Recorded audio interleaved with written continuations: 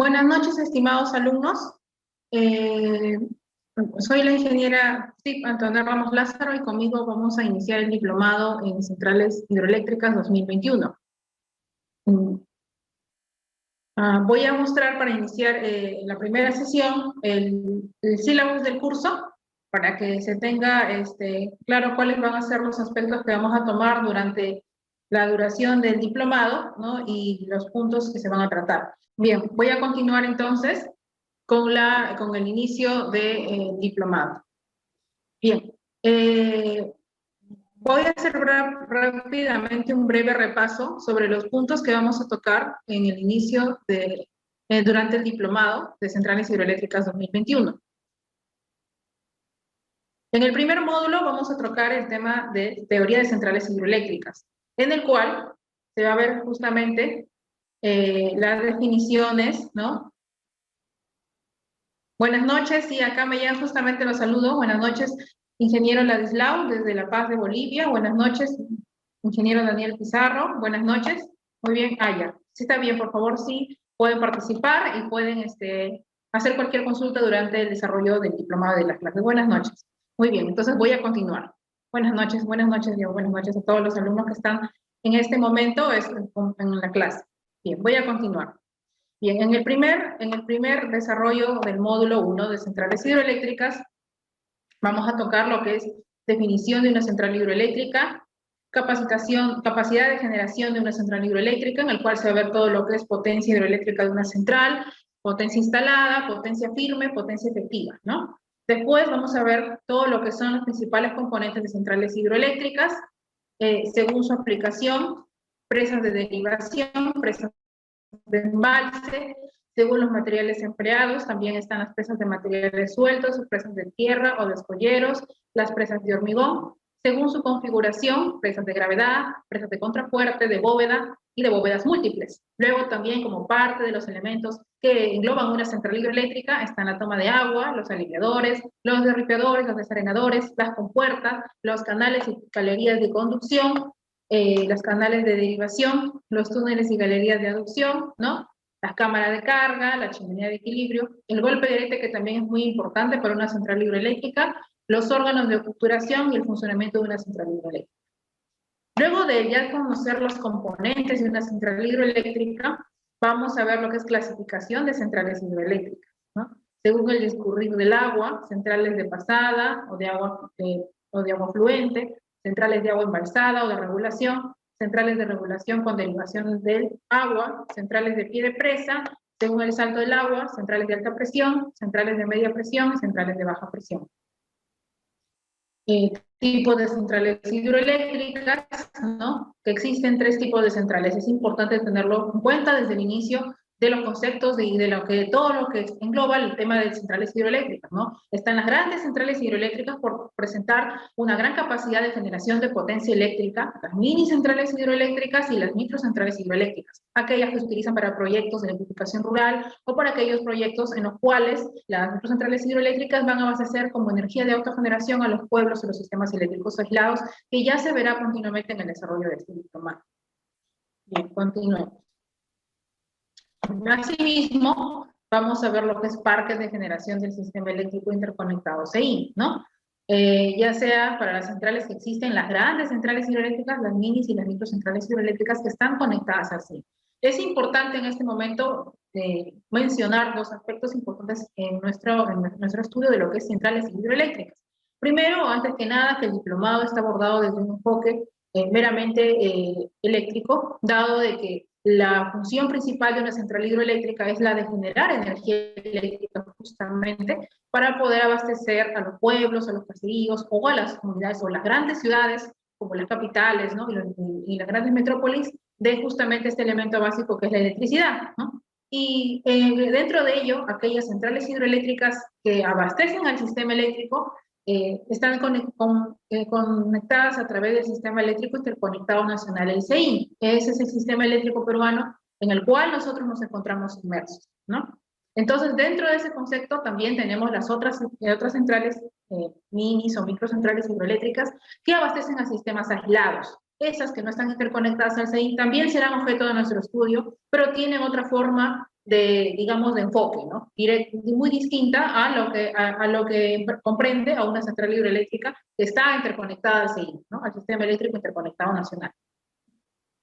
Bien, entonces las centrales hidroeléctricas, ya sean para el área norte, centro y sur, cada una de ellas va a tener un tipo de potencia que entrega entre las hidroeléctricas, las térmicas, las centrales de energías renovables como las de biomasa y otras que ya iremos viendo en el transcurso del desarrollo de este diplomado, ¿no? Asimismo, también mencionaremos lo que es potencial hídrico en el Perú, ¿no? Y las principales centrales hidroeléctricas en el Perú que también existen y cuáles son las ventajas medioambientales de las centrales hidroeléctricas. Una vez ya conocidos todos estos temas, vamos a pasar al módulo 2, ¿no? ¿Qué cosa implica el módulo 2? La formulación y evaluación de un proyecto de una central hidroeléctrica. Vamos a aprender cómo se presenta un expediente, un proyecto de una central hidroeléctrica, ¿no? ¿Cuál es el perfil del proyecto? El recurso hídrico, la ingeniería del perfil del proyecto. Existe después de ello un estudio de prefactibilidad, ¿no? La ingeniería conceptual de la planta, la definición de la potencia del proyecto, las obras civiles y electromecánicas que engloban los estudios de prefactibilidad para una central hidroeléctrica, ¿no? El análisis de tecnología disponible, ¿no? El estudio de factibilidad y estudio definitivo de conexión a la red, ¿no?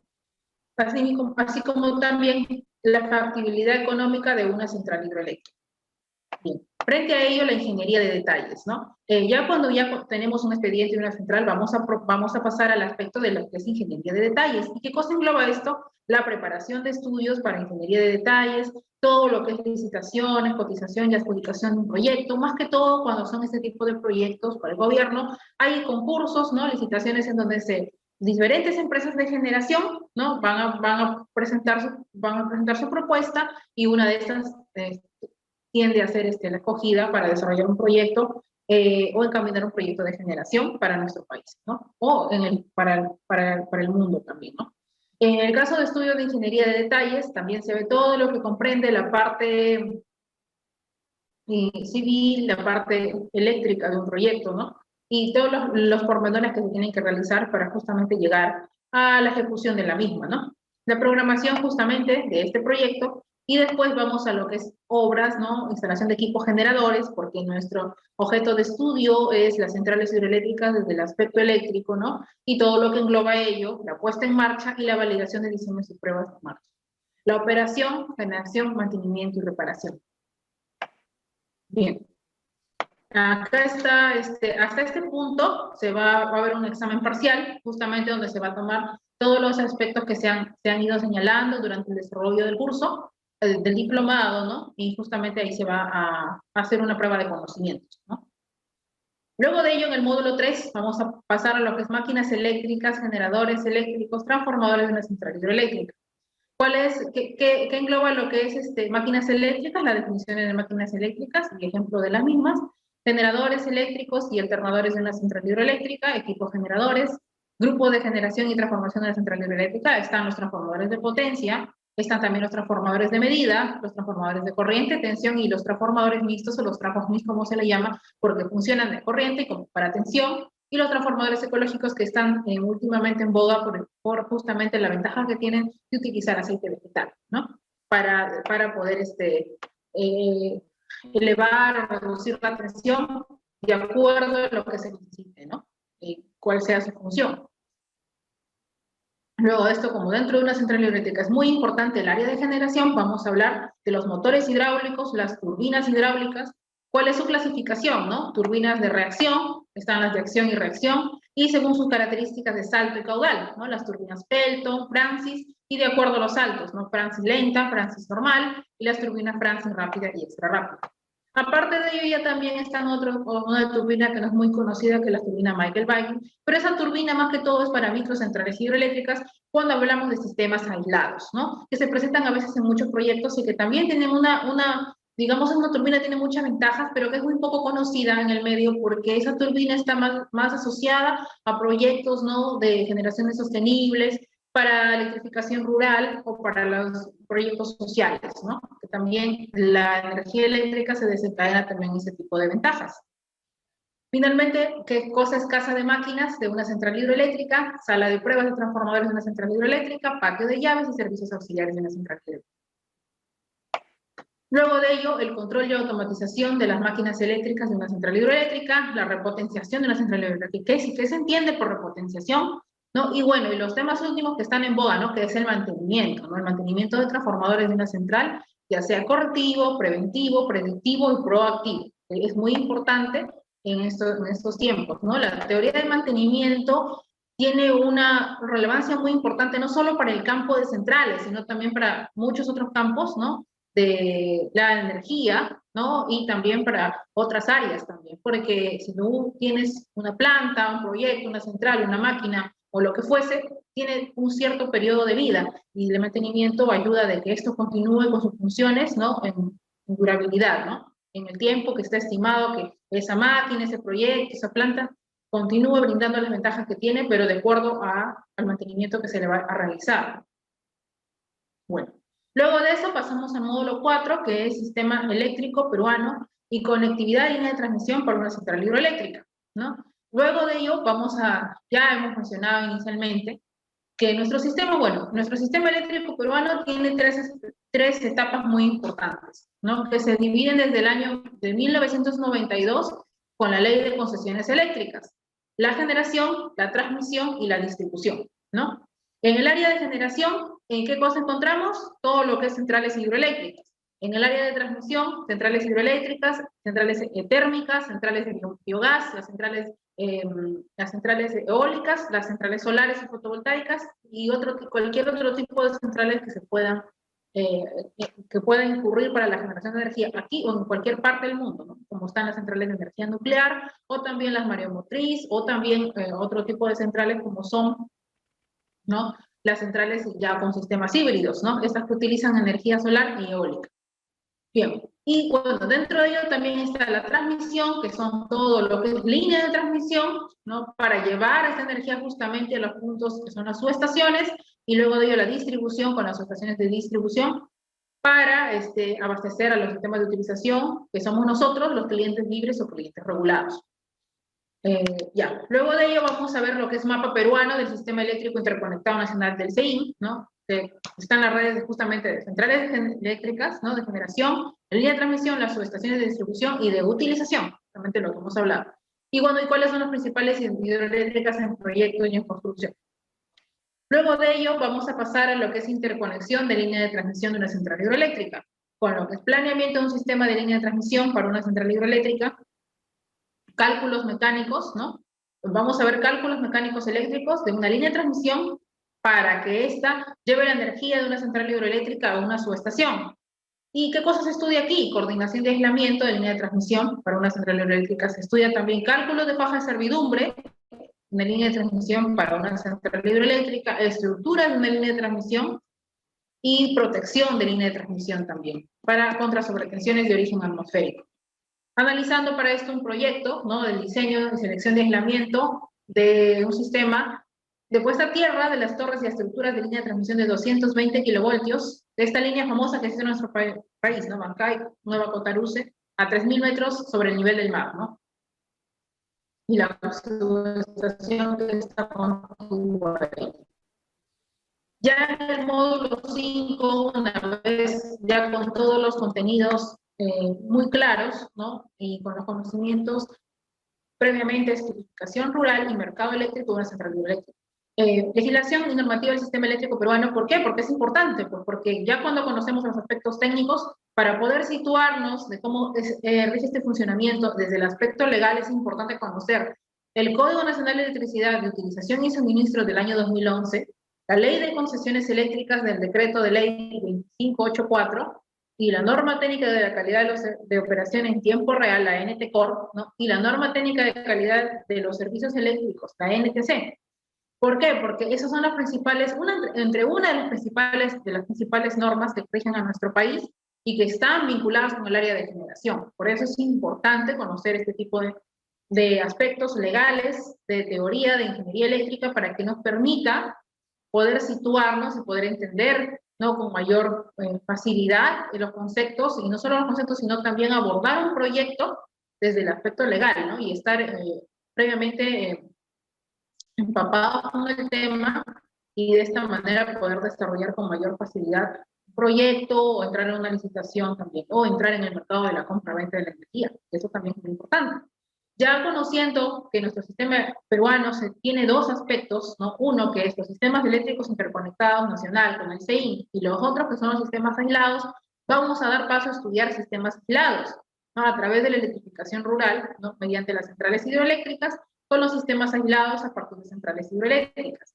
Las características de los sistemas de electrificación rural, la extensión de redes con electrificación rural en el Perú, la electrificación rural mediante centrales hidroeléctricas y la norma técnica de calidad de los servicios eléctricos, NTC, rurales, porque no solamente son la NTC, que es la norma técnica de calidad de los servicios eléctricos para las ciudades, sino también para el área rural, porque justamente estos proyectos de electrificación rural se realizan, como dice su nombre, para los sistemas aislados, ¿no?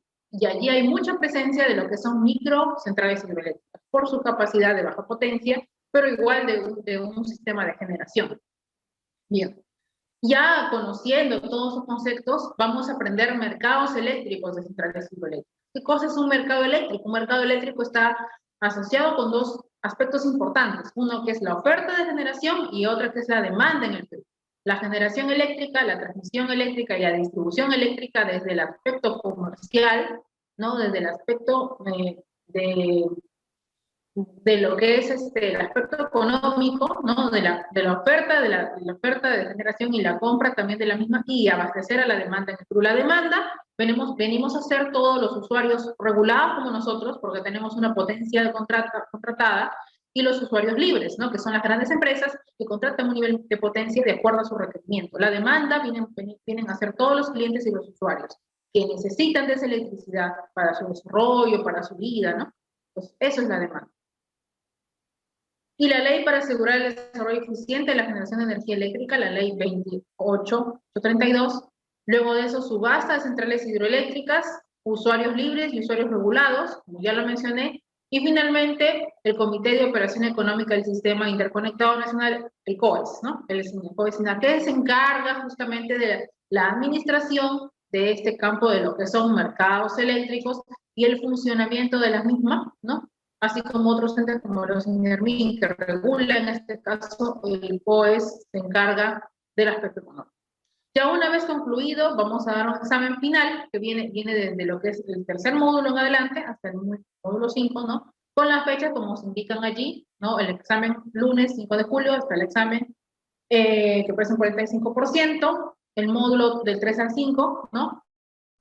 Que pesa un 45%, el viernes 10 de septiembre, y la participación en clase, que es muy importante, que es de un 10%, ¿no? Participar, aportar en la clase, consultar, preguntar, porque como siempre lo digo en las aulas de clase, mis alumnos de San Marcos, de la Universidad de San Marcos, o bueno, de los diplomados donde enseño, no pueden, con el mayor gusto, jóvenes, estudiantes, distintos profesionales del área que me están escuchando y que deseen absorber alguna consulta, con el mayor gusto de poder responder, ¿no? Y de compartir conocimientos con ustedes.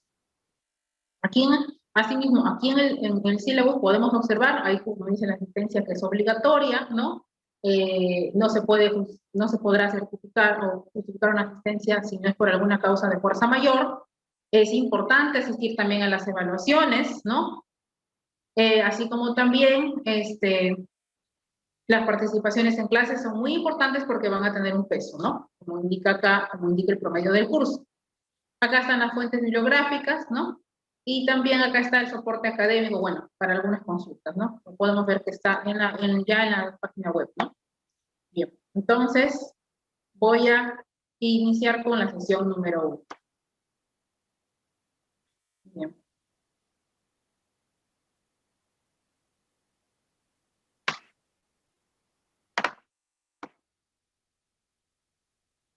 Bien. Bien.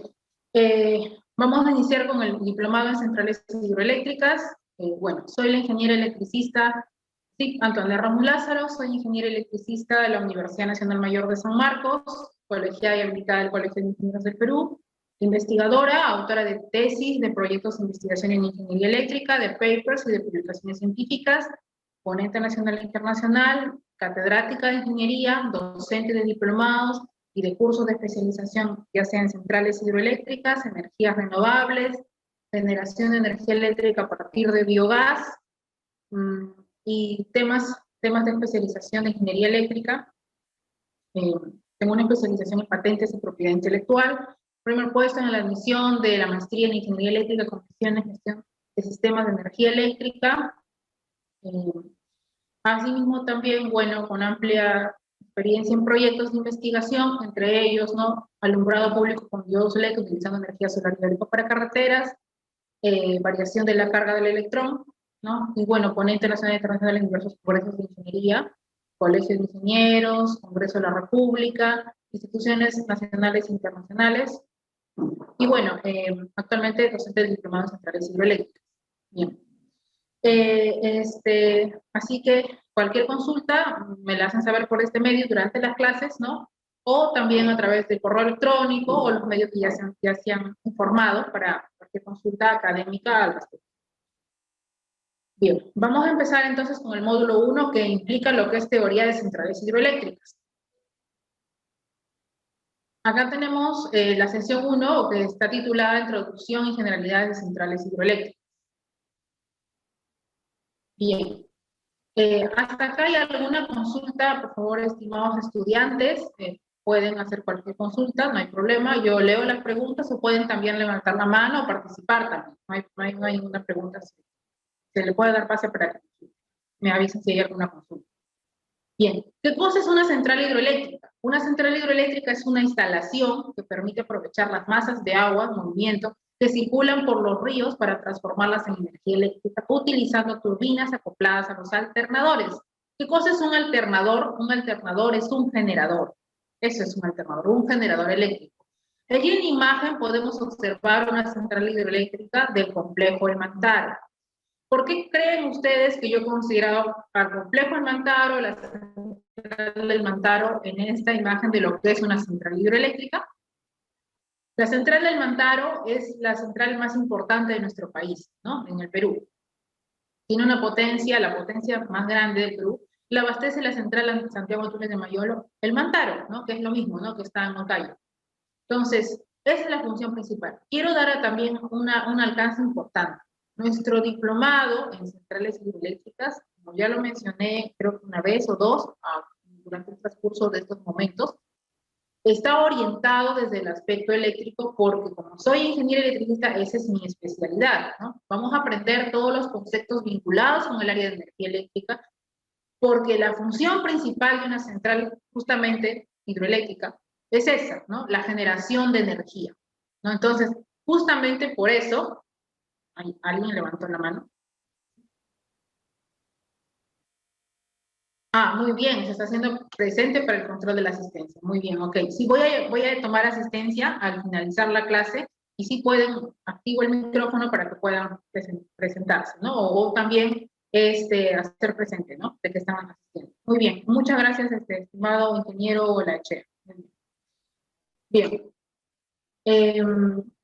Entonces, como es la central hidroeléctrica más importante, por eso se ha considerado. Y justamente, como ya lo menciono, ¿no?, la función principal de una central hidroeléctrica, por eso se llama hidroeléctrica, no hidráulica, porque nuestro diplomado está orientado desde el aspecto de energía eléctrica. La energía eléctrica es el elemento más importante que mueve al mundo. ¿Qué seríamos todos nosotros si no existiera la energía eléctrica? Creo que es uno de los elementos o el más importante que mueve el mundo. Entonces, desde ese punto de vista, desde la generación, que es nuestro campo ahorita de estudio, es que se aborda ese diplomado, ¿no? Es que se aborda ese diplomado. ¿Okay? Una consulta, a ver.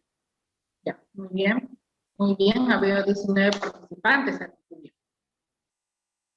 Bien, entonces, eso es muy importante de aclarar, por eso es que cuando uno observa el sílabus, ¿no?, lee detalladamente, detenidamente cada módulo, se va dando cuenta que todo está orientado desde el aspecto eléctrico, ¿no? O sea, eso es lo que voy a estudiar, lo que voy a aprender en este diplomado, es importante tenerlo en cuenta para que esté todo claro, ¿no?, y estemos todos, ¿no?, en la misma línea, sabiendo que por supuesto está orientado a todas las especialidades, porque vamos a empezar desde el concepto de qué es una central hasta mercados eléctricos, para aprender todo lo que ya es compra y venta de energía, cuando ya existe esta central, ¿no?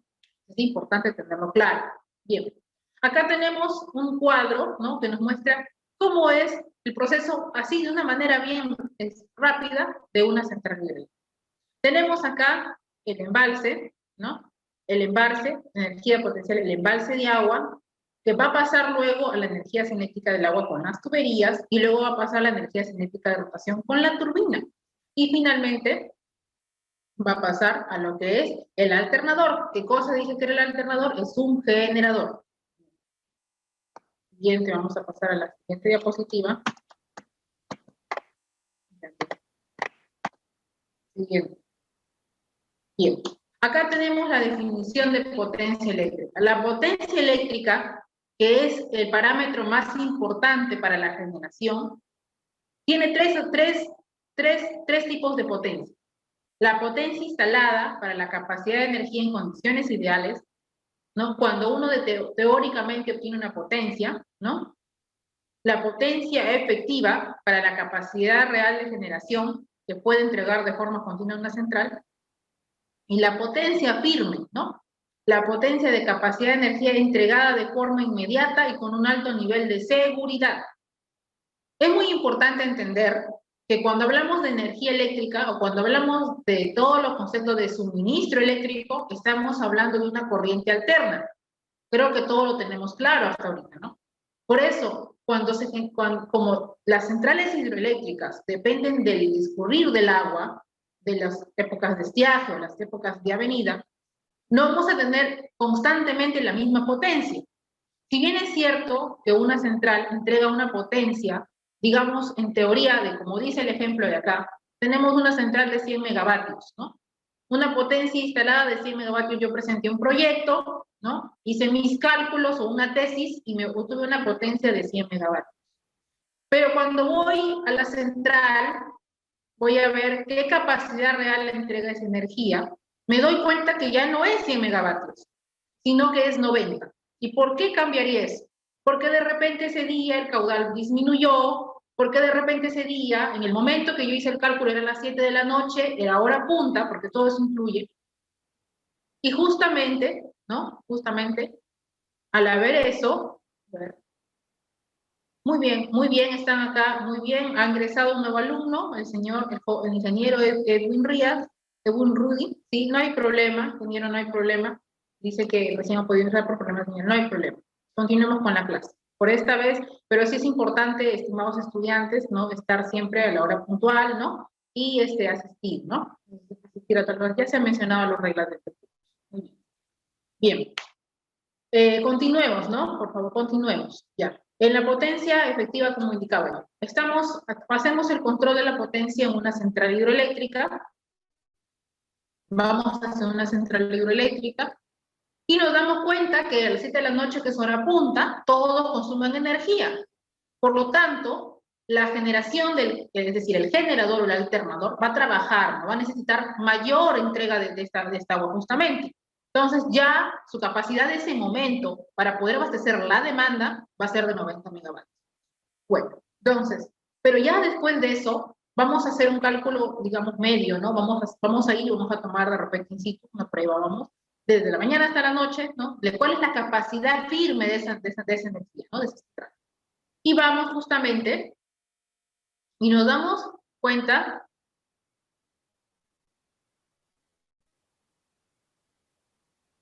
acá hay una consulta, me dice, la toma de la turbina, ¿a qué altura se coloca en función de la tipología de la represa? Como indica ello, hace que la potencia difiera. Va a depender, estimado alumno Rodríguez, va a depender. Indistintamente de la turbina que nosotros escojamos del salto, que ya sea Pelton, Francis, Kaplan, Michael Valley, va a depender del tiempo del caudal, ya sea en estiaje o ya sea en avenida. ¿Por qué? Porque vamos a ver también que cuando nosotros escogemos turbinas, vamos a ver si es una gran central hidroeléctrica, si es una micro central hidroeléctrica o es una mini central hidroeléctrica. Entonces, es cierto, nosotros escogemos la turbina cuando vayamos a la clase de máquinas eléctricas, que es el módulo 3, me parece, módulo 3, y vamos a estudiar justamente lo que es máquinas eléctricas, ¿no? Vamos a aprender qué turbina me conviene para cada salto, para cada altura de cada central. Pero en sí la potencia está estipulada por la capacidad de caudal de ese río, ¿no? Entonces, eso ya va a depender del lugar que uno va a escoger o que uno le asignaron o que va a hacerse ese proyecto. más allá de la turbina, es justamente el caudal, los tiempos del río, del momento en el cual yo pienso hacer esa medición para este proyecto, ¿no? Eso es lo que yo quería ahora aclarar, ¿no? ¿Por qué? Porque justamente como nuestra central hidroeléctrica es un sistema, vamos a decirlo así, variable, está en función de las condiciones climatológicas, ¿no? En la cual nos estamos inmersos. Entonces, no podríamos decir, ¿no? En teoría, yo tengo una potencia instalada de 100 megavatios, pero mi potencia firme va a ser 75 megavatios, porque eso es lo que en el mes, por ejemplo, de octubre, en el mes de octubre, habiendo hecho la estimación, me entrega. Porque para esa fecha hay un caudal, por ejemplo, de 25 metros cúbicos. Entonces, yo ya sé que para esa fecha voy a tener esa potencia firme para abastecer esa demanda. Eso es lo que quiero dar a entender con esto, esta definición de estos tres tipos de potencia. Siguiente. Acá tenemos un ejemplo, una muestra de las partes de una central hidroeléctrica. Tenemos el embalse, como está acá, la presa, lo podemos ver en la imagen, las rejas filtradoras, vamos acá, la tubería forzada, vamos acá, los conjuntos de grupo no turbina alternador. Muy bien. ¿Qué es turbina? ¿Qué es el alternador? Es un generador. Porque recuerda, como dice la diapositiva de acá, la turbina va a hacer un trabajo de energía cinética de rotación. Pero quien va a generar la energía eléctrica es el generador, no la turbina. No confundir, por favor. Por eso hay 4 partes en una central hidroeléctrica. La energía potencial a través de los embalses, que va a pasar por las tuberías, ¿no? Y después la turbina hace el trabajo cinético de rotación, pero es el alternador, el generador, por eso es muy importante, por eso es el área de generación, lo que estamos viendo acá, la que va a entregar la energía eléctrica, que es de donde se va a desprender esta potencia eléctrica. Bien, entonces tenemos la turbina hidráulica, el eje, estamos acá en el número 7, el eje, el generador eléctrico, ahí está, el generador eléctrico, y los transformadores, ¿no? Los transformadores para reducir o elevar la tensión, y finalmente la línea de transmisión, ¿dónde está la línea de transmisión? Y sale y ya va hacia otra parte. A eso se le llama transmisión, y entramos a otra etapa del sistema eléctrico peruano.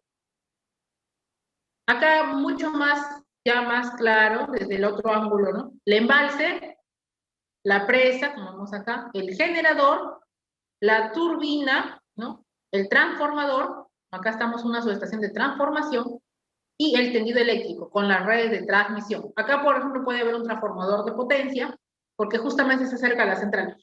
Generalmente los transformadores de potencia están más cerca a las centrales hidroeléctricas, ¿no? Porque ya cuando vamos más allá en el camino, cuando uno viaja, puede haber transformadores de distribución, ya en las carreteras ya es otro tipo de transformador. Pero para una central es un transformador de potencia.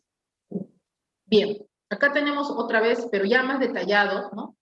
El embalse, ¿no? La presa, los equipos para medir, ¿no? El agua en movimiento, el generador, la potencia, la posición de los álabes, el transformador, el tendido eléctrico y los niveles de desfogue y la presión diferencial, la temperatura del agua también. Bueno, eso ya son parámetros un poquito ya más detallados, pero acá lo que me importa a mí básicamente en una central es saber el aspecto de caudal, los detalles que me van a permitir la generación de energía, ¿no? Más que todo eso, los tiempos también, viaje o avenida. Aquí desde otro punto de vista, mucho más frontal, ¿no? De un encuadre distinto, el transformador, la central eléctrica, el transformador, la línea de transmisión, el agua embalsada, el generador, la turbina y la salida de agua. Acá vemos acá, hay un transformador de potencia que está acá con los tendidos de la red, está todo interconectado, como vamos a ver. Y acá, miren, acá tenemos los 3 procesos, ¿no? Generación, es todo lo que es las centrales eléctricas.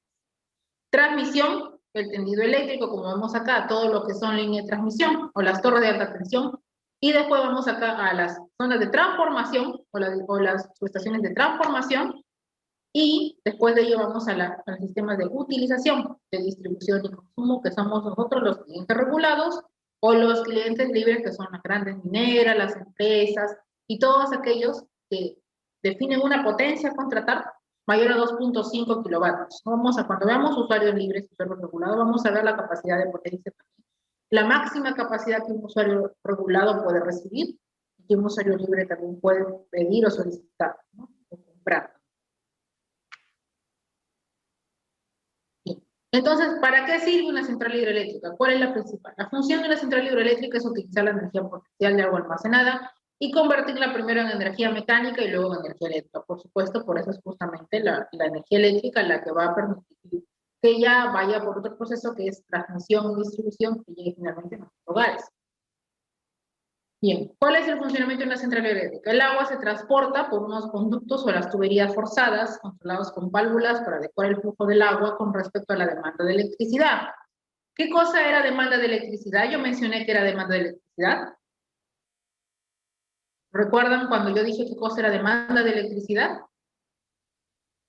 Bien, la demanda de electricidad está asociada justamente, a ver, alguien levantó la mano, muy bien, porque se va a considerar la participación en clase. Alguien levantó la mano, bien, sí, puede participar si desea, si es que alguien desea responder, está bien, ¿no?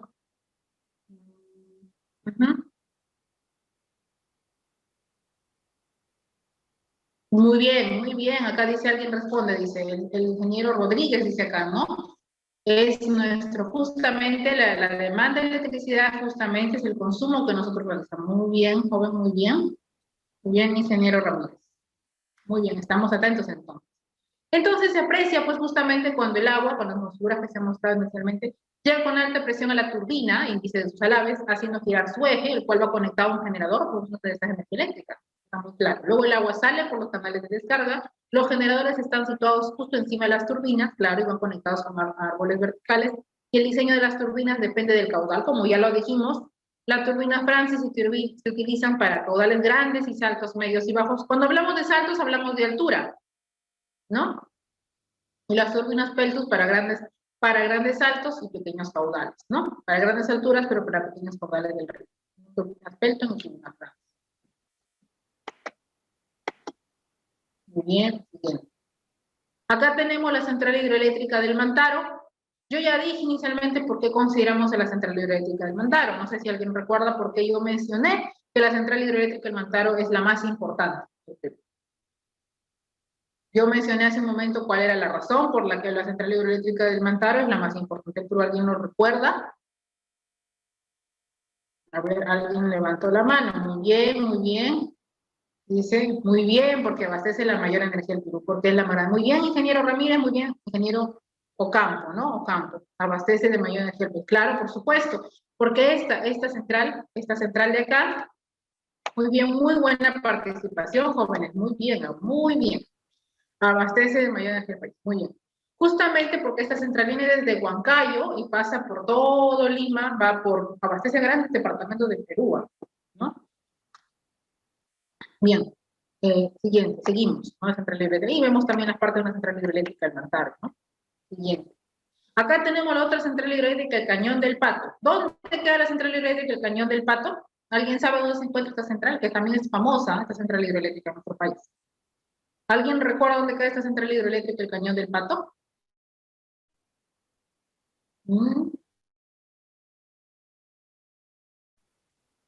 Es bien famosa esta central también, y así hay varias también que son famosas. A ver, alguien levantó la mano, a ver, vamos a ver. Vamos a, muy bien, ingeniero Santos, muy bien, ingeniero Rodríguez. En Ancash, esta central hidroeléctrica. Muy bien, ingeniero Campos, está en Ancash. Muy bien. Esta central hidroeléctrica también es hay una lista justamente cuando yo ya vamos presentando lo que es potencias por parques de generación. Vamos a mostrar la lista de las principales centrales en nuestro Perú, pero más que todo, no solo por los componentes, porque tengan las turbinas más grandes, ¿no? Sino por la capacidad de generación. Ese es el principal elemento que hace que una central sea importante, su capacidad de generación. ¿Cuánto puede abastecer en la demanda en nuestro país? Eso es importante. Ese es el elemento más importante, si lo vemos desde el aspecto eléctrico, es cuánta potencia va a producir esa central. O sea, eso es clave, eso es importantísimo, ¿no? Siguiente, vamos a empezar con la diapositiva. Bien. ¿Cuáles son los principales componentes de una central hidroeléctrica? Bueno, los elementos constructivos que forman una central hidroeléctrica se pueden dividir en dos grandes conjuntos. El primero, que se ubican todo tipo de obras, equipos, cuya misión es la de almacenar y encauzar el agua en las debidas condiciones para conseguir posteriormente una acción mecánica. Y el segundo conjunto engloba los edificios, los equipos, los sistemas, entre otros, mediante los cuales, y después de las sucesivas transformaciones de la energía, llegamos a tener esta en forma de energía eléctrica, ¿no? La transformación es justamente que hemos hablado hace un momento. En el conjunto 1 están las presas, las tomas, los aliviadores, los desarenadores, las puertas, la galería de aducción, la cámara de carga, la chimenea de equilibrio, las tuberías forzadas y las válvulas, ¿no? Y el canal de descarga de la central.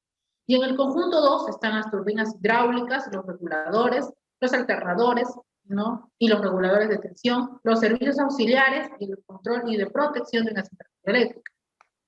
Entonces, ¿qué cosa es una presa? Una presa es una construcción que se alza sobre el suelo del río, ¿no? De modo perpendicular, para que permita la derivación y el almacenamiento, dependiendo de las características ortográficas y de su emplazamiento, se escogerá de acuerdo a su configuración, según su aplicación, presas de derivación, ¿no? Esta presa de derivación que tiene por objeto levantar el nivel de agua en la toma a fin de garantizar la derivación requerida, aún durante los mayores estiajes, ¿no?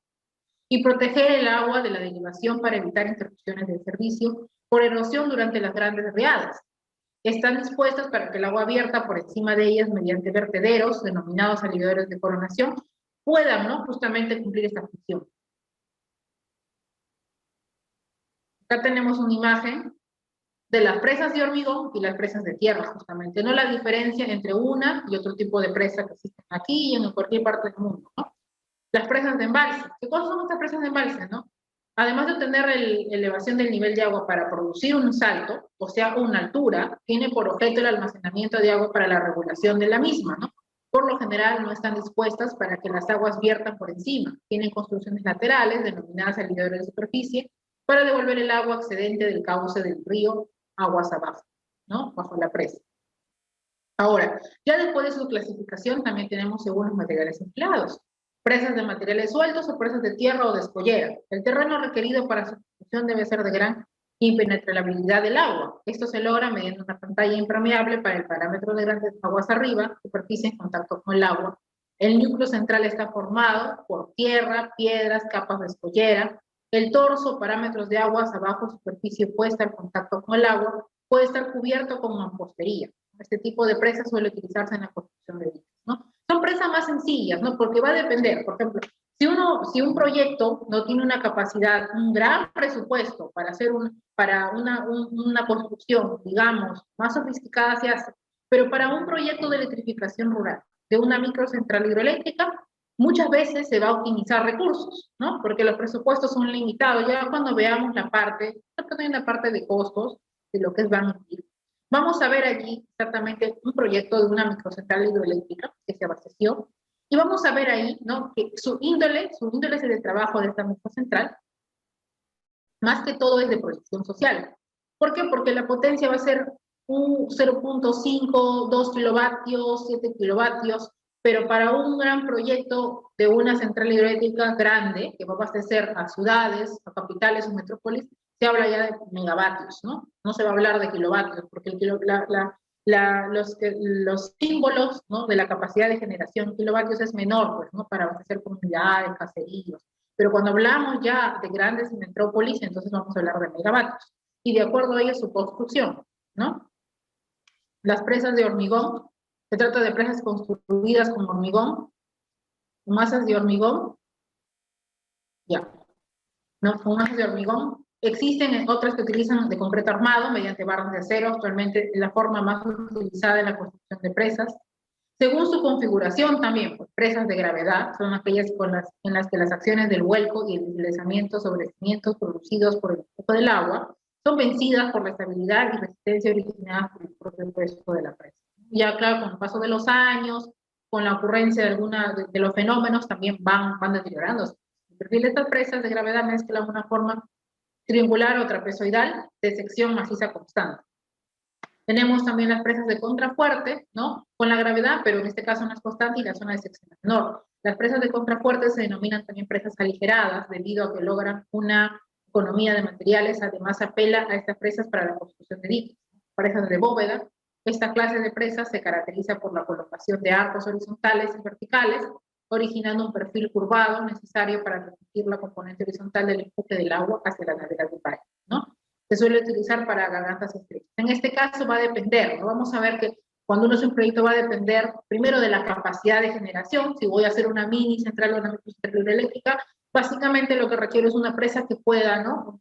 Pueda ser utilizada para esta microcentral hidroeléctrica de acuerdo a la potencia que voy a definir el proyecto, pero más que todo, de acuerdo a la demanda que deseo alimentar, más que todo. Porque no se trata, ¿no? Vamos a poner un ejemplo, ¿no? De que yo voy a un lugar, tengo escojo una parte, digamos, del Perú, me voy de repente a Huancavelica o Huancayo, quiero hacer una microcentral hidroeléctrica, quiero generar, compro un alternador para generar una potencia de 2 kilovatios o de 3 kilovatios, pero solamente quiero abastecer una casa que tiene cargas básicas nada más. ¿Qué cosa tiene? Un televisor, una radio, ¿no? Y 5 focos LED, por ejemplo, focos incandescentes. Pero cuando yo hago mi cuadro de cargas, porque cuando uno va a realizar un proyecto tiene que hacer un cuadro de cargas para saber la máxima demanda que voy a abastecer y un cuadro de cargas especiales. Cuadro de cargas básicas, ¿qué cosa se entiende? Por toda la potencia que yo voy a necesitar para alimentar cargas básicas, nada más. Y si es una carga, son cargas básicas de una casita rural, no necesito una gran capacidad de potencia. Pero si ya de repente a esa casa le vamos a añadir un equipo de soldadura, de repente un molino de grano, se abastece a hacer cargas especiales. La sumatoria de estos dos me va a permitir a mí saber la máxima demanda, la cual voy a alimentar y por ende la capacidad de generación que requiero para abastecer esa demanda. Cuando ya tengo la capacidad de generación, entonces recién digo, ya, entonces para ello tengo que tener una presa que sea de este tipo, tengo que para ello comprar este alternador, este transformador, tengo que utilizar esta turbina. Todo parte desde el punto de vista de cuando uno habla de generación de energía, de la capacidad que yo deseo alimentar. Bien, en presas de bóvedas simples tenemos las presas de contrafuerte logradas por las bóvedas sucesivas, ¿no? Y la toma de agua. ¿Para qué son las tomas de agua? Son estructuras cuya función principal es la captación de una cantidad constante de agua, sobre todo en época de estiaje, ¿no? Lo cual permite el ingreso del agua en el conducto que la lleva hasta las tuberías posadas. Estas tomas, además de unas compuertas para regular la cantidad de agua que llega a las turbinas, poseen unas rejillas metálicas que impiden que los elementos extraños como los troncos, las ramas, puedan llegar a los álabes y producir el efecto. Por supuesto, porque cuando hay una toma de agua, y esta toma de agua viene del río, es justamente que el desalinador tiene la función de filtrar todas esas piedras, esa tierra, que no va, que interrumpe el proceso rápido del agua, porque estos elementos, estas partículas o grandes masas de suciedad, este tipo de elementos pueden malograr a la vez de las turbinas, ¿no? Y pueden de esta forma dañar también, ¿no? Acá tenemos un ejemplo de una represa, la represa Pachachaca, ¿no? Hay unas dos formas de alternativa para un proyecto. Una forma de una presa Altus, como vemos acá, la estructura de la presa, y en la forma de este otro tipo de presa. Entonces yo tengo que ver con un proyecto que debo de elegir, ¿no? Acá tenemos otro tipo, la presa Buffalo Bill y la presa Afro, ¿no? Otra forma de tipo de presas, diferentes tipos de presas de acuerdo a la capacidad de generación. Aquí vemos, ¿no? La parte es una represa. En la 1 vamos a acercar acá. Bien. Acá vemos en la parte número 1.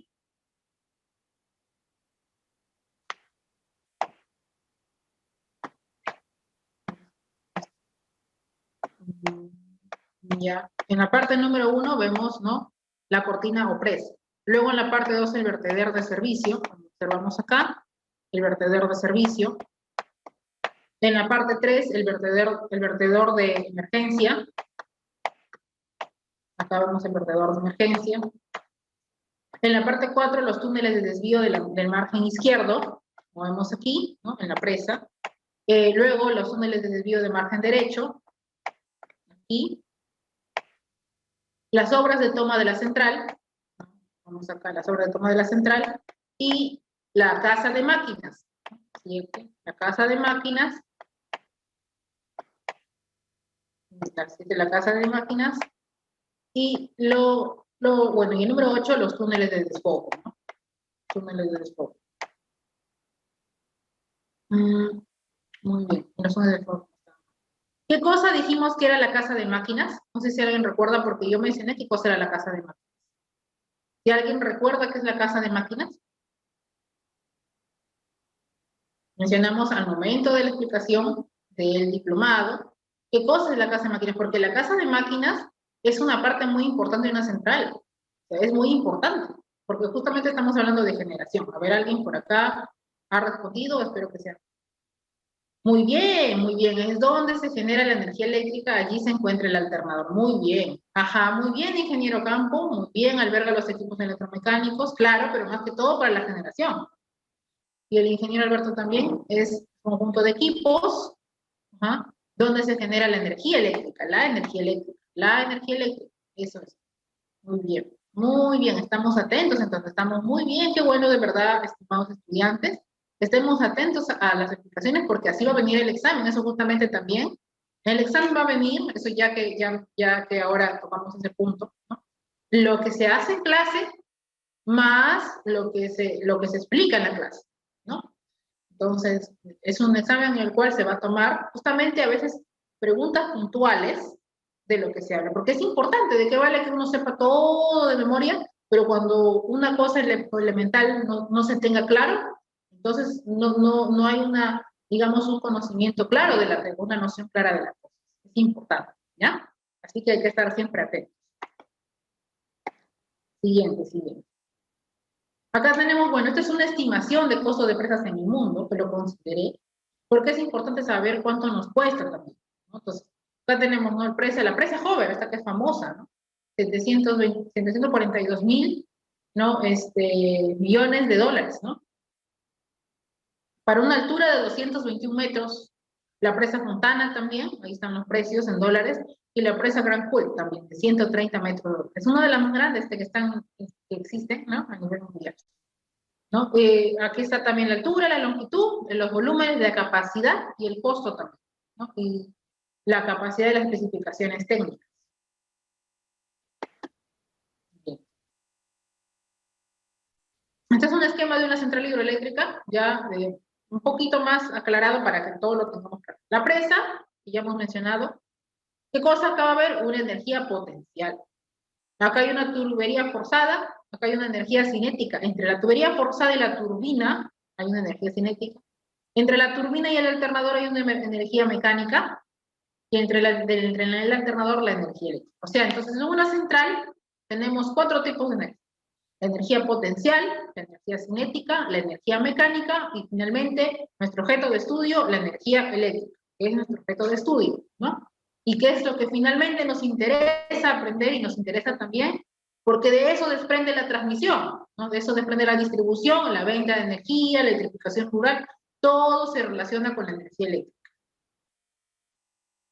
Acá tenemos un ejemplo, un dibujito de las características electromecánicas, bueno, en este caso una central de la casa de máquinas que está acá, el nivel de aguas arriba y el nivel de aguas abajo de una presa, ¿no? Como vemos acá. En algunos casos formados por lagos artificiales, porque hay que recordar que nuestro país tiene un gran potencial hídrico, pero eso no sucede en todos los países del mundo. Hay países donde generar energía a través de las hidroeléctricas es difícil.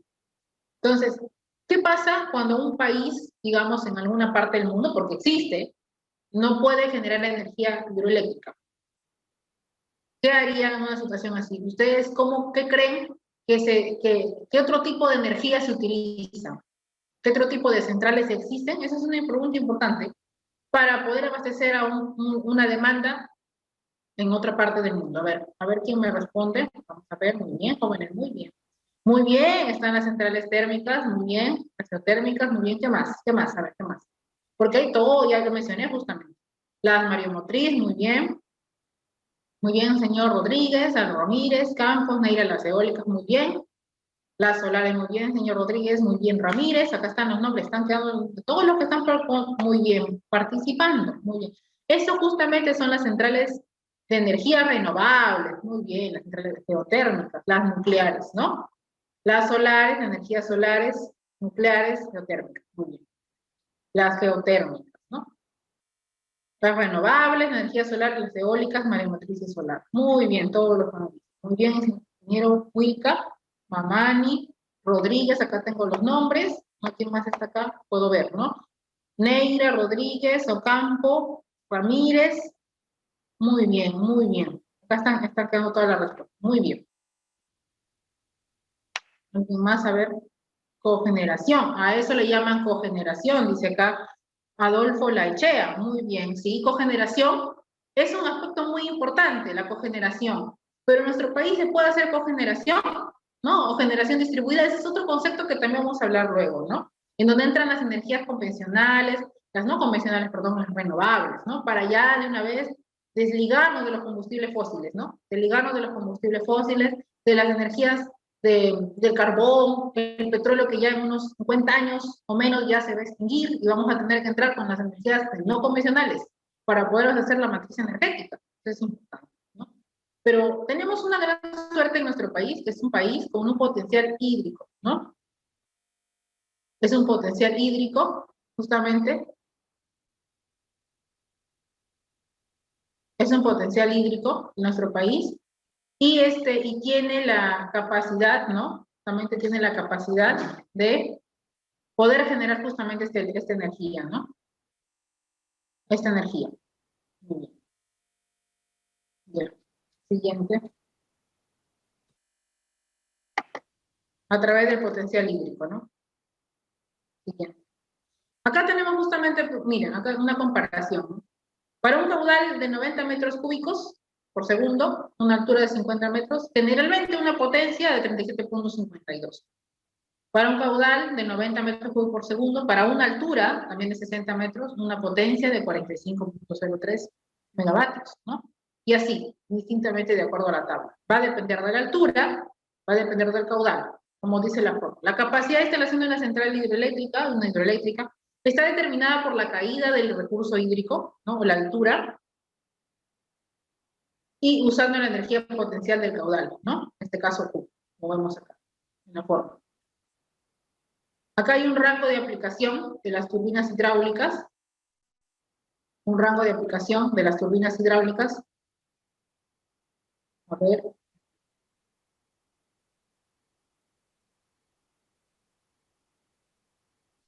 Algunas, acá consulta alguien, ¿no? Si están estipuladas para el tipo de represa, dependiendo, va a depender, como ya le indiqué hace un momento, porque estamos hablando, si ustedes se dan cuenta hace un momento en la tabla anterior, de las grandes centrales hidroeléctricas, porque hablamos de megavatios.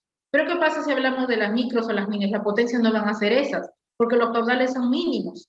Y porque los caudales, como son mínimos, y la altura también es baja, va a depender ahí ya de la capacidad de generación para las micro y las mini centrales hidroeléctricas.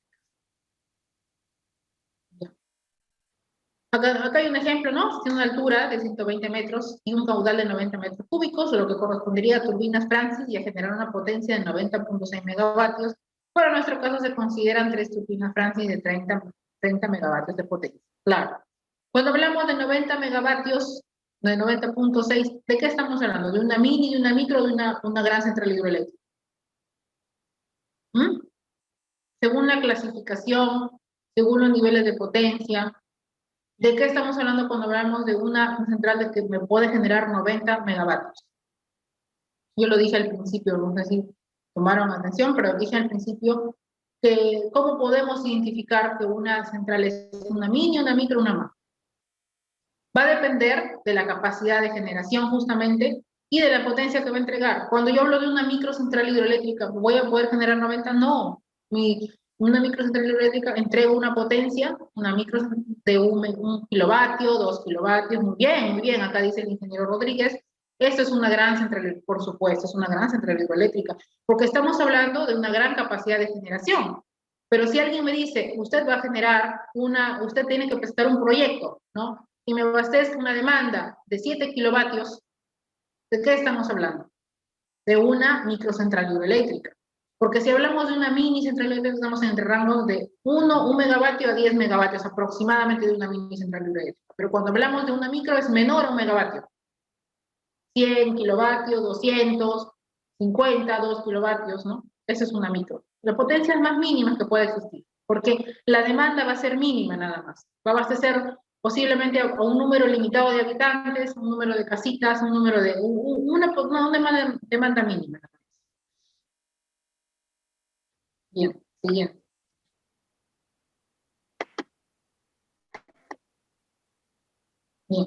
Luego está el grupo de generación y de transformación, ¿no? Acá tenemos un ejemplo, una potencia de 29 megavatios. Hay 3 cantidades de generadores, una tensión de salida de 13.8 kilovatios, una frecuencia de 60 Hz. Este es un transformador, que es una relación de tensión. El nivel de tensión de subida, de reducir o elevar la tensión, la cantidad, y porque un transformador tiene la capacidad de poder tener una tensión primaria o una tensión secundaria a una frecuencia de 60 Hz. ¿Por qué decimos que tiene una frecuencia de 60 Hz? ¿Por qué decimos que un generador en el Perú tiene una frecuencia de 60 Hz? ¿Por qué un transformador va a trabajar a 60 Hz? ¿Mm? ¿Por qué? ¿Por qué será? ¿Por qué es así? No, porque la frecuencia de nuestro país es 60 Hz. Por eso, todos los equipos, todo lo que está vinculado con corriente eléctrica, en este caso, que tiene que ver con potencia, es a 60 Hz. Si ya tenemos 60.2, se llama sobrefrecuencia a ese concepto, a esa alteración, ¿no? De la frecuencia. ¿Y cuál es nuestro nivel de tensión en nuestro país? 220 voltios. Si nuestro nivel de tensión está a 221, 22, ya estamos hablando de una sobretensión. Y si está, en vez de estar a 220, está a 218, 219, es una subtensión. Igual, lo mismo en su frecuencia. Si estamos a 59 Hz, algo está mal. Tenemos que estar a 60 Hz, ¿no? Porque esa es nuestra tensión y esa es nuestra frecuencia en nuestro país. Y todos los equipos, todos los generadores, todo está en función de este tipo de frecuencia, este tipo de tensión, ese nivel de tensión. Acá hay un ejemplo de la transmisión de la subestación Pachachaca, como vemos acá, y hacia la subestación Abancay, que es la más cercana. Una línea de transmisión de 28.7 kilómetros en 138 kilovoltios, porque en nuestro país tenemos 3 niveles de tensión, 138, 60 kilovoltios y 220. También existen la línea de transmisión de 500 kilovoltios, pero esas sí existen en otras partes del mundo. Por ejemplo, en Brasil hay una transmisión de 500 kilovoltios que están con el sistema HVDC, que es un sistema de corriente continua. Nosotros todavía nos abastecemos con un sistema de corriente alterna que presenta fallas, que presenta colapso de energías, fluctuaciones, sobrefrecuencias, cortos, rechazos de carga, cortocircuitos, etc. ¿Por qué? Porque no es una energía constante, no es una onda sinusoidal. En esa onda va a ocurrir muchas veces una subida o caída de tensión, y a eso se le llaman las fallas, ¿no? En conceptos de ingeniería eléctrica, estos son fallas. Bueno, acá es un ejemplo de una mini central hidroeléctrica. Dice acá, cámara de carga, el canal, el desarenador, la bocatoma o captación de agua, la bocatoma o captación de agua, la bocatoma o captación de agua. Acá vemos la tubería de presión. Esta es una mini central, estamos hablando de una micro, bien rural, ¿no? Acá no vamos a ver grandes obras de proyectos de generación, porque también una microcentral eléctrica es parte de la generación. Y muchas veces estas centrales que son de pasada, que están en las carreteras, también cumplen una función, ¿eh? Y después, cuando ya en el transcurrir de los años hay un efecto positivo, puede generar una repotenciación, que vamos a ver eso, y vamos a adaptar los equipos para que esa central ya no solo abastezca a un pueblito, una casa, sino también a toda una comunidad. Y hablamos ahí ya de obras más sofisticadas para una central hidroeléctrica. La casa de máquinas, que en este caso es muy rural, un generador eléctrico o también un grupo electrógeno. ¿Alguien sabe qué es un grupo electrógeno? Porque el grupo electrógeno es un término que se usa mucho. ¿Qué cosa es un grupo electrógeno? ¿No? Porque muchas veces un grupo electrógeno también puede servir para, poder abastecer de energía en un tema de emergencia. En estos proyectos de electrificación rural, muchas veces se tocan grupos electrógenos. Muy bien, el ingeniero Neira dice que equipo que genera energía eléctrica. Exacto. Muchas veces, si no se puede abastecer por el costo del generador, se emplean los grupos electrógenos para esto, ¿no? Claro, a base de combustible, que pueden ser a base de gasolina, pueden ser otro tipo, ¿no? Otro tipo de elemento, ¿no? Pero que los grupos electrógenos tienen también justamente una de esas labores, ¿no? ¿No? La generación también de energía en un estado de emergencia, en un tiempo de emergencia. Sí, siempre hay grupos para ese tipo, por supuesto. Dice, muy bien, ingeniero. Rodríguez, Cóndor, ajá, muy bien, acá hay varias respuestas, muy bien, bien. Seguimos. Acá hay otra. Muy bien, acá tenemos otra figura mucho más, acá. Tenemos el azul de derivación, vamos acá. La compuerta de limpieza, la reja de entrada, aquí.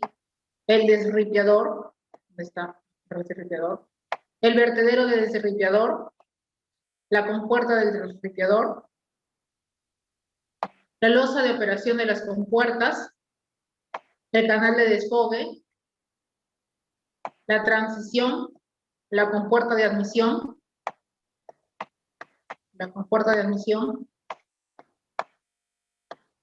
el canal de conducción, el muro de ala,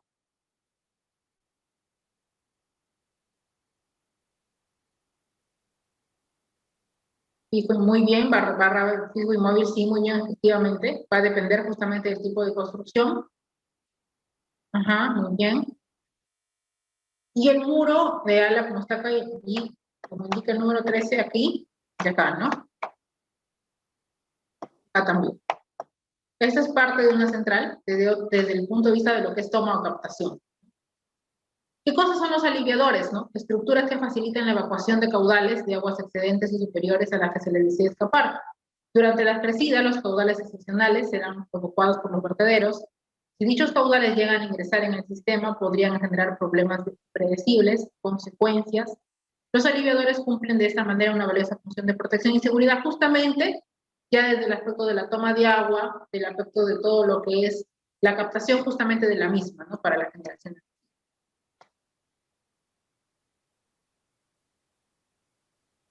Muy bien, como si alguien respondió acá, ¿no? Reviví una respuesta recién. De lo que es el grupos electrógenos, ¿no? Un motor y un alternador que están acoplados e insertan una base en otros electrones. Muy bien, por las respuestas. Bien, continuando con la parte de desripiadores. Los desripiadores que proceden de los desarenadores se encargan de separar el material más grueso, por supuesto, para evitar que el material flotante árboles, ramas, muchas veces eso sucede cuando vienen los grandes caudales, ¿no? Piedras grandes, entre las obras de captación de agua se disponen una y más rectas, las gruesas adelante y las más finas en la segunda línea. Esas son las funciones de los desripiadores. El desarenador, instalaciones que reducen la velocidad del agua con el objeto de que las piedras o la arena se sienten en el fondo. El desarenador desfoga todas estas partículas mediante unas compuertas que la devuelven al cauce del río. El agua queda limpia en un 90% aproximadamente con la disminución del desgaste de la turbina. Las pozas de decantación de los desarenadores son periódicamente evacuadas por medio del purgato y lavados en la misma poza, con el fin de interrumpir el flujo de agua durante las operaciones de purga, y lavado se prevé generalmente de dos o más pozas de decantación en paralelo. El agua decantada sale del extremo del desarenador en su parte más alta y entra en el canal o en la galería, pasando a través de las cajas de protección para la regulación del agua. Las compuertas son la central, ¿no? Se utilizan para cerrar las conducciones de agua, ¿no? Para regular justamente las mismas, y a la vez para las tomas de agua, ¿no? En los desagües de fondo y en los canales de derivación, ¿no? Bueno, con las mismas características constructivas sometidas a grandes presiones, ¿no? En este caso con la toma de agua, ¿no? Deben tener una construcción muy robusta porque justamente esas compuertas se abren y se cierran justamente para permitir el paso del agua, para permitir el desfogue del agua.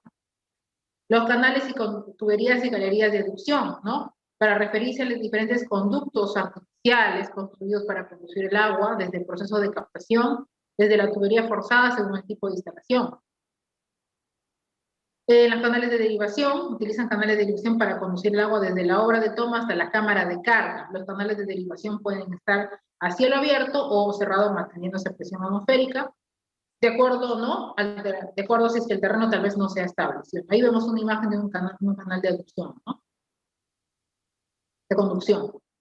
La cámara de carga, ¿no? Se emplea en bueno, en este caso en las centrales hidroeléctricas. La tubería forzada que lleva el agua hasta las turbinas tiene por objeto proveer un volumen de agua suficiente para amortiguar las ondas de presión. Los golpes de ariete causadas por el cierre o apertura brusco de los reguladores de las turbinas o las válvulas, ¿no? Los reguladores vienen a ser la parte de los componentes para todo lo que es turbinas, ¿no? o las válvulas también a maniobra, o también pueden ser a través del control de mando, a través de la automatización. ¿Alguien sabe qué es automatización? Ese es un término también muy usado también para centrales hidroeléctricas y en el campo de la energía eléctrica, ¿no? ¿Alguien sabe qué es automatización?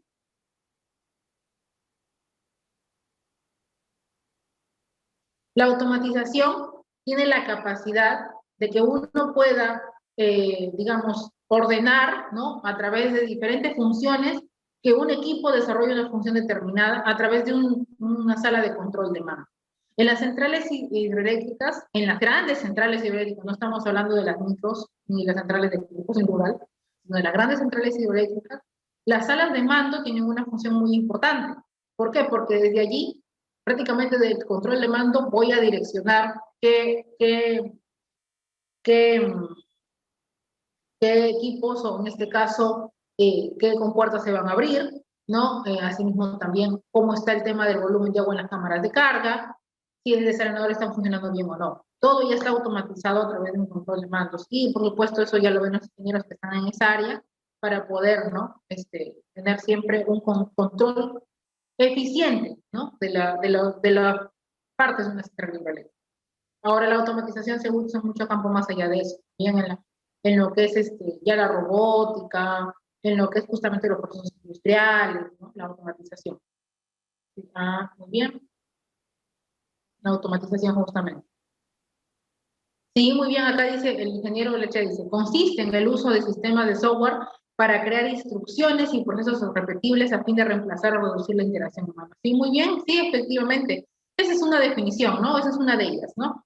En la cual casi todo lo que se busca es automatizar, aunque en realidad, bueno, sin dejar de prescindir de la persona, del ingeniero, porque finalmente es el ingeniero el que a través, ¿no? De los controles de mando o los SCADA, no sé si han escuchado el SCADA, que es una forma de automatizar también y de controlar los sistemas eléctricos, ¿no? Entonces, con ciertas funciones o variables se le asigna y de esa manera puedes, ¿no? Gestionar, ¿no? O dirigir o accionar un determinado control. Un determinado control. Sí, también acá me dicen, la chimenea de equilibrio sería para atenuar las ondas de presión. Puede ser también. Ajá, muy bien acá dicen. Sí, tiene una función, ¿no? Una de las funciones, digamos que puede atenuar las ondas de sobrepresión, pero también en el caso justamente de atenuar lo que son golpes de ariete o los caudales de agua que vienen con fuerza, es que también tiene que tener el soporte de los otros elementos de la central, ¿no? Sobre todo los que van a estar en el tema de captación de agua, los que van a almacenar con la cámara de carga o las otros componentes de las tuberías forzadas también.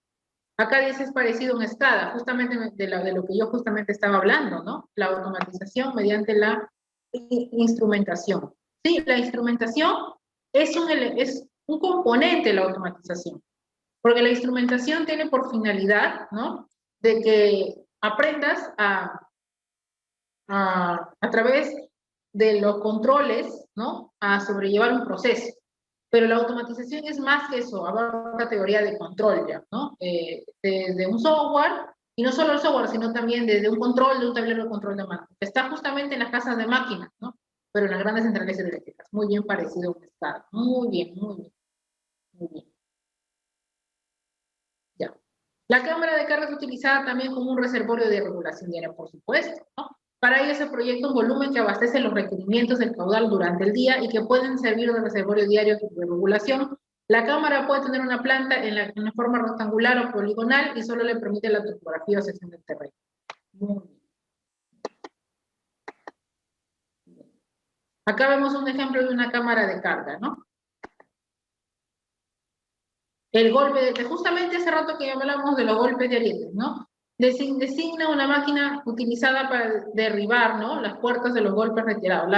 Por analogía se denomina golpe de ariete, ¿no? Al fenómeno que presenta en las redes de los conductos o conductos consistente en la variación, ¿no? Justamente debido a la variación del suceso del agua, ¿no? El giratorio del agua en el interior de una tubería produce vibraciones y otras consecuencias que pueden originar roturas, aplazamientos y otros averíos de las tuberías, ¿no? Acá vemos el golpe de los equipos, ¿no? Acá, una fuerza de un golpe de ariete.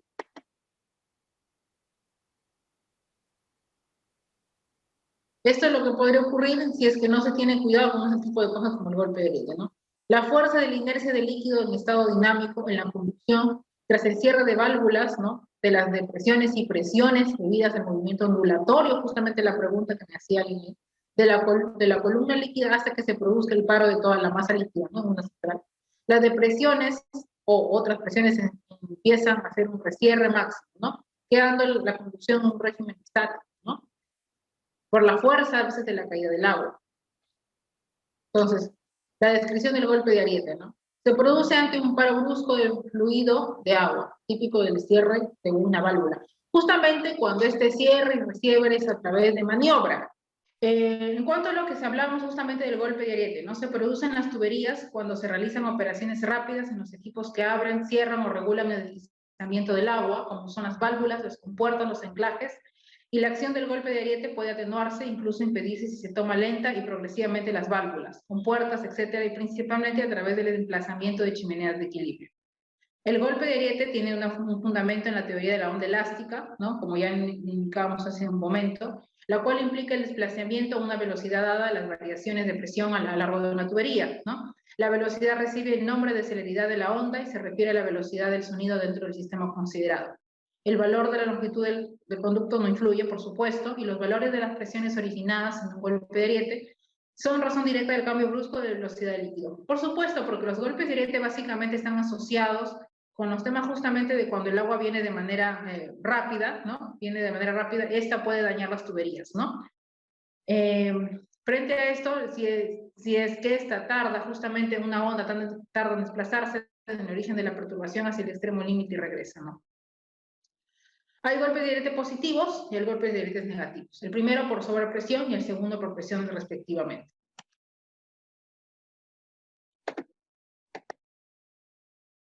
Siguiente, ¿no?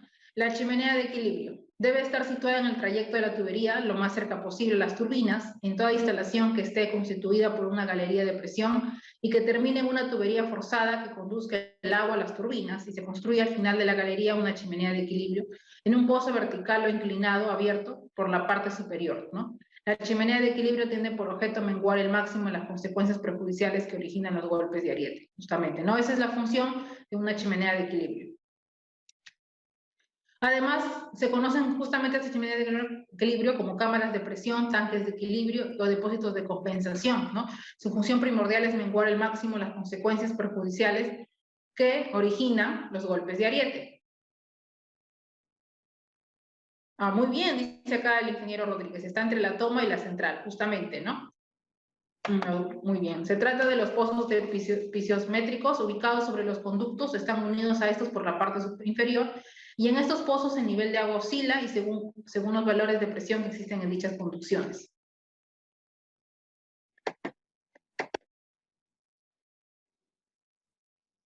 Ahí tenemos un ejemplo de una chimenea de equilibrio de aguas arriba, aguas abajo, la presa, la tubería, las obras de toma y la chimenea de equilibrios, ¿no? La casa de máquinas y el nivel de aguas arriba y aguas abajo.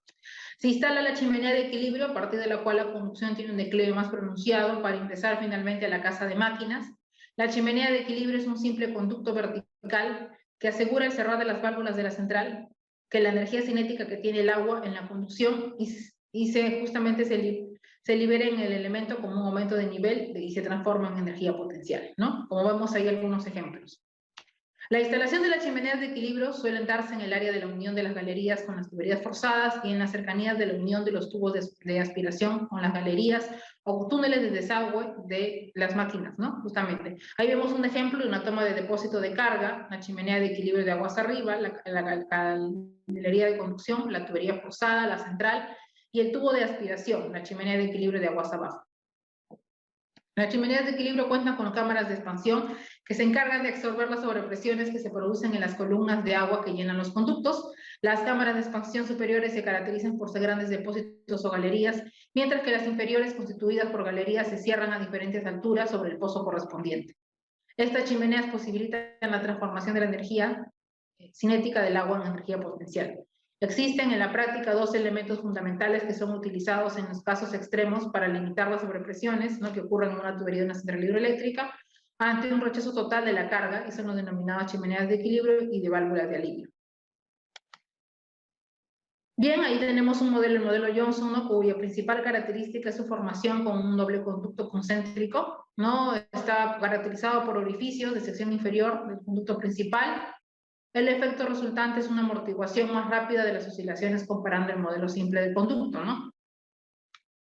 Las partes, una válvula de alivio entre centrales hidroeléctricas, la válvula de alivio, son de acción indirecta y controladas por el sistema de regulación de velocidad. Reservorio, tubería de baja presión, chimenea de equilibrio, tubería de alta presión y las válvulas de alivio, ¿no? Como podemos observar acá, ¿no? Hay un reservorio y una tubería de baja presión, luego pasa una tubería de alta presión, ¿no? La turbina y el regulador de velocidad, ¿no? Y la carga, ¿no? El regulador de velocidad, que puede ser un regulador de velocidad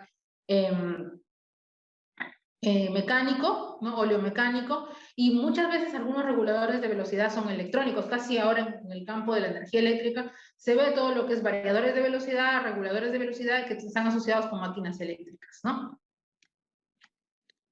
Una chimenea de equilibrio subterránea de la central hidroeléctrica del Platanal. Esta, por ejemplo, es una central hidroeléctrica en el Platanal, ¿no? Hay un concreto, como se puede observar ahí, de una chimenea de equilibrio. Las partes justamente de esta, la tubería de concreto. Y bueno, como ya dijimos hace un momento, hay un golpe de ariete positivo y hay un golpe de ariete negativo. El golpe de ariete positivo, con una sobrepresión en la tubería junto a la turbina, encuentra menos resistencia a vencer en la chimenea y actúa sobre el agua de esta, elevando su nivel, produciéndose una desaceleración del agua en la tubería. Y el golpe de ariete negativo, ¿no? Bajo el nivel de agua en la chimenea, originándose una aceleración del agua en la tubería. Es así que la chimenea de equilibrio actúa como muelle mecánico, con el cual evita las variaciones bruscas de presión.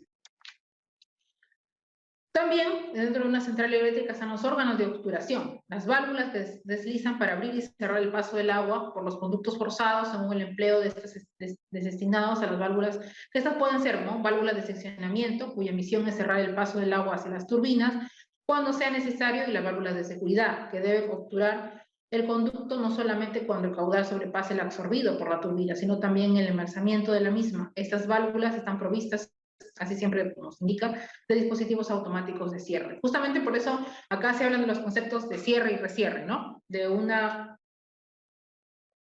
central hidroeléctrica en el caso del accionamiento de las válvulas, justamente, ¿no? Las de seccionamiento y las de seguridad. Cuando hablamos de seccionamiento, también nosotros tenemos que tener en cuenta que son conceptos asociados con protección, ¿no? Cuando hablamos ya de línea de transmisión, vamos a hablar justamente de protección de sistemas de transmisión, y en esta vamos a hablar de los seccionadores, ¿no? Que también son un elemento importante de la protección de los sistemas eléctricos de potencia.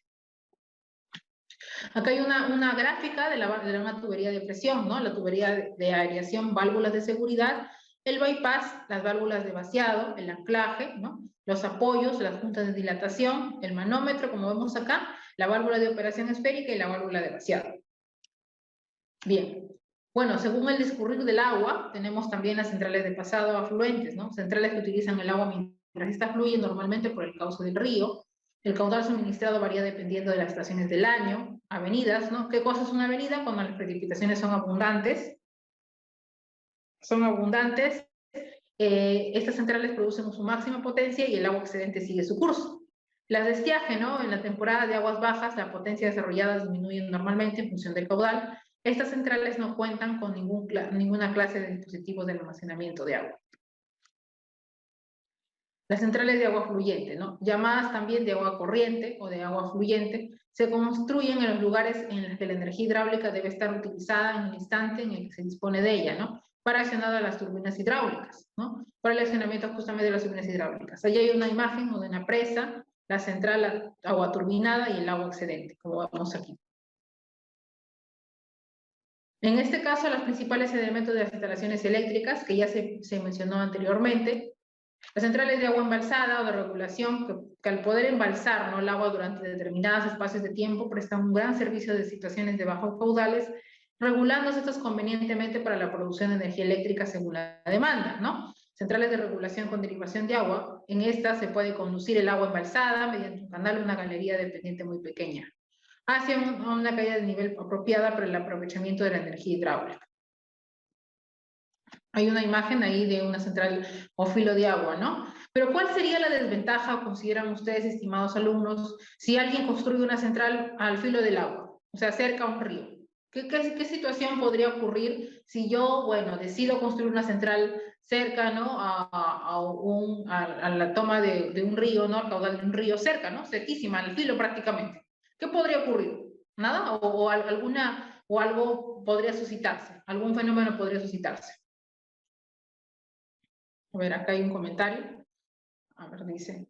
Claro, ¿no? Los ríos son crecidas, causan erosión y el nivel de crecida del río inunda. Por supuesto, podría justamente haber este tema de la inestabilidad del agua, del suelo y posiblemente el derrumbe. Los ríos en crecidas causan erosión, justamente, ¿no? Muy bien, muy bien, muy bien. Va a variar, por supuesto que va a variar, dicen acá, ¿no? Claro, y esto va a permitir va a permitir que cualquier fenómeno pueda, ¿no?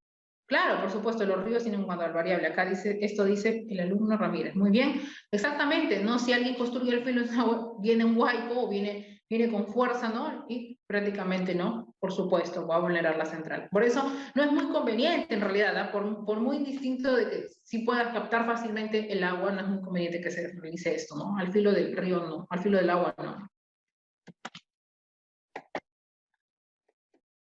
Siguiente. Centrales de pie de presa. Consiste en construir un tramo del río que ofrece un despreciable desnivel, ¿no? Una presa a considerable de altura y el nivel de agua se situará en un punto sensible cercano al extremo superior de la presa. A media altura de la presa, para aprovechar el volumen de embalse a costa superior, se encuentra la toma de agua y en la base inferior, agua debajo de la presa. La sala de máquinas en las que se encuentra el grupo o grupo alternador, ¿no? La turbina y el alternador. Bueno, los principales elementos centrales son la presa, la toma de agua, la tubería forzada y el equipamiento electrónico, ¿no? Y el canal de salida. Ahí podemos observar, ¿no? El equipamiento electrónico, la tubería forzada, la toma de agua, la presa justamente y el canal de salida, ¿no? Como ya mencionamos. Según el salto del agua, centrales de alta presión, aquí se incluyen aquellas centrales en las que el vapor del salto hidráulico es superior a 200 metros, siendo relativamente pequeños a los caudales desalojados, ¿no? De 20 metros cúbicos por segundo por máquina, ¿no? En algunas zonas de alta montaña en donde aprovechan el agua de torrentes, ¿no? Se utilizan exclusivamente turbinas Pelton y para los saltos de menor altura turbinas Francis que reciben el agua a través de conducciones de gran longitud.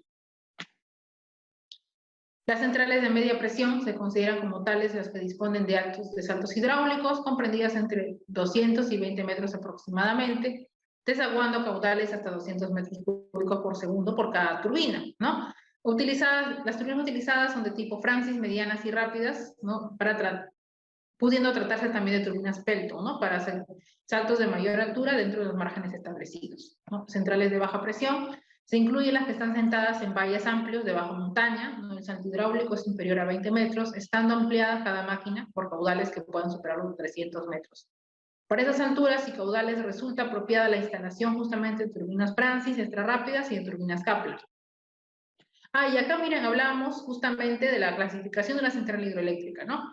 Eso es importante saber y voy a dejar una tarea para la próxima clase sobre la clasificación de centrales hidroeléctricas. Vamos a hacer una clasificación, ¿no? De 10 centrales hidroeléctricas de una potencia mayor a 10 megavatios. De 10 centrales hidroeléctricas entre una potencia de 1 megavatio a 10 megavatios, ¿no? Nombrarlas nada más, ¿no? Y otras centrales hidroeléctricas, microcentrales hidroeléctricas menores a 1 megavatio, ¿no? En una lista nada más, se hace una lista y mencionarme, ¿no? ¿Qué centrales han podido encontrar en el Perú o en el mundo también? Porque por el momento vamos a abordar el concepto de centrales de modo general.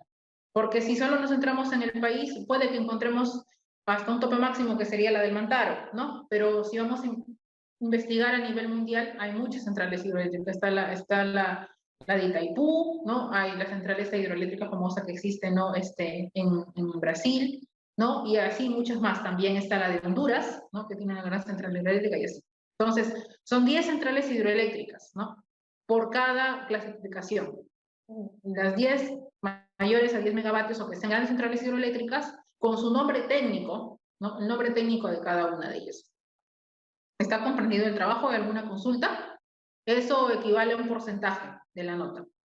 ¿No? Eso equivale a un porcentaje de participación. ¿Hay alguna consulta? Porque esa información se puede hallar en la web, ¿no? Se puede hallar en la web o en los libros de centrales hidroeléctricas también. De las centrales más famosas, de las grandes centrales hidroeléctricas, las mini centrales hidroeléctricas, entre 1 megavatio a 10 megavatios y las de menor a 1 megavatio, de microcentrales hidroeléctricas, para la próxima clase que sería el día miércoles. Si hay alguna consulta, me la hacen saber si es que no está entendido, pero es una lista, en Word nada más, una lista, y me presentan en el momento de la clase. Esa es participación, se activa la participación para cada uno y pueden, ¿no? Pueden participar, hacer una lectura de las centrales que se pudieron investigar. ¿Está bien? Hay una consulta, a ver, una consulta de la tarea. ¿Cuántas? 10 centrales hidroeléctricas por cada una. Son 10. 10 centrales grandes, de gran potencia, 10 centrales de mini centrales hidroeléctricas y 10 microcentrales hidroeléctricas. A nivel internacional, de cualquier parte del mundo, no solo del Perú, a nivel nacional o internacional, para la próxima clase. Clasificadas de acuerdo a la potencia. Ah, ya, me dice alguien, ¿puede explicar la diferencia entre megavatios? Muy bien, muy bien. Ya. La unidad de las centrales hidroeléctricas, la unidad eléctrica es la potencia eléctrica. ¿Por dónde lo presentamos? Por este medio, a través de un archivo Word nada más, por el momento, porque ese no es un trabajo final, es un trabajo de participación en clase. Por este medio, lo presentan el miércoles en la clase que se empieza a las 7, a esa hora. Por este medio. Yo voy a dar el pase para que cada uno pueda presentar su tarea. No, simplemente es una lectura de las 10. Sí, también se puede agregar por Zoom, pero me parece que sí, lo leen. Muy bien, sí, lo leen, porque no pretendo que lo memoricen, sino que lo lean, que lo sepan, que más que todo que averigüen. Ajá, muy bien, sí, por Zoom. Le decía la pregunta que me hacen, la pregunta técnica, ¿cuál es la diferencia en megavatios? Megavatios, la potencia eléctrica se define o en kilovatios, en kilovatios o megavatios. Cuando nosotros hablamos de centrales hidroeléctricas, vamos a hablar de toda su unidad a través de megavatios. Vamos a hablar de la unidad eléctrica, la potencia es los kilovatios, megavatios o vatios. Vamos a hablar de eso constantemente cuando mencionemos las centrales, cuando hablemos también del proceso de la potencia eléctrica. En general siempre se van a usar esos términos, ¿sí? Cuando hablamos, como ya lo indiqué hace un momento, de una central eléctrica de 280 megavatios como es la del Mantaro, estamos hablando de una central a gran potencia. Cuando hablamos de una central hidroeléctrica de 300 megavatios, también hablamos de gran potencia, pero si hablamos de una central de 2 kilovatios, de 1 kilovatio, hasta de 0.5 también hay, para demandas muy mínimas, estamos hablando de una microcentral hidroeléctrica. Y cuando hablamos de una central de 10 megavatios, o de, tal como indica acá, de acuerdo a la relación, ¿no? Estamos hablando de una mini central hidroeléctrica, ¿ya? Espero que haya quedado claro. Siguiente. Bien. Acá, por ejemplo, hay algunos, ¿no? Hay los países con mayor capacidad de operación de centrales hidroeléctricas de 2 megavatios a 10 megavatios. China, Japón, Australia, ¿no? Austria, Francia, Italia, ¿no? La cantidad de centrales que tiene, la capacidad de generación y el potencial, justamente, el potencial de generación, ¿no? Como vemos allí. Hay algunos países donde justamente de la tarea, ¿no? Justamente hay unos países como Noruega, Rumanía, Finlandia, España, México, ¿no? Y la cantidad de centrales que tienen en el mundo. Se pueden tomar algunos ejemplos de que centrales muy famosas, ¿no? Pero el nombre técnico de la central, por favor, estimados, es el nombre técnico, no decir un sobrenombre, nombre técnico completo, ¿no? Acá vemos algunos países que tienen mayor capacidad instalada de microcentrales en el mundo: China, Japón, Austria, Francia, Italia, Suiza, ¿no? España, Noruega, Rumanía, Finlandia, México, Brasil.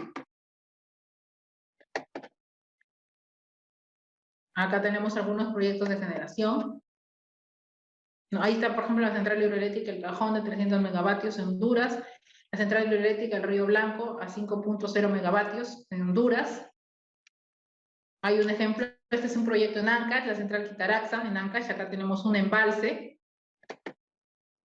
un embalse. La presa, la capacidad de 450.000 metros cúbicos, el río Quitaraxa, que está acá, el canal de conducción, el transformador principal, la línea de transmisión, el túnel de descarga, ¿no? Y la casa de máquinas con las turbinas. Ese es un cuadro de la estructura de sector eléctrico que mencioné hace un momento, ya sabemos, ¿no? Generación, transmisión y distribución, ¿no? Y bueno, la normativa, ¿no? O Sinermin, Indecopi, Proinversión, algunos de los organismos del Estado que regulan la parte de generación de energía eléctrica y el COES, que ya vamos a ver ya luego esos, ya además de detalle ya cuando hablemos de las centrales, ¿no? De los conceptos de módulos en los siguientes módulos. Bien, ¿cuáles son las ventajas de las centrales? No necesitan combustible y son energías limpias, ¿no?